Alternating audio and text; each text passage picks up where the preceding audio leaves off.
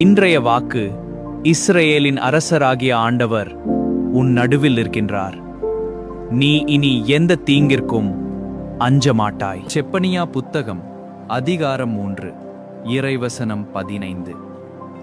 அற்புதரே புனிதரே அந்தோணியாரே, அற்புதரே புனிதரே அந்தோணியாரே, அதிசயத்தால் மக்களை கவர்ந்தவரே, அதிசயத்தால் மக்களை கவர்ந்தவரே, அற்புதரே புனிதரே அந்தோணியாரே, அற்புதரே புனிதரே அந்தோணியாரே, இறை வார்த்தை இனிமையாய் உரைத்தவரே, இறையன்பால் எல்லோரையும் ஈர்த்தவரே, இறை வார்த்தை இனிமையாய் உரைத்தவரே, இறையன்பால் எல்லோரையும் ஈர்த்தவரே, அற்புதரே புனிதரே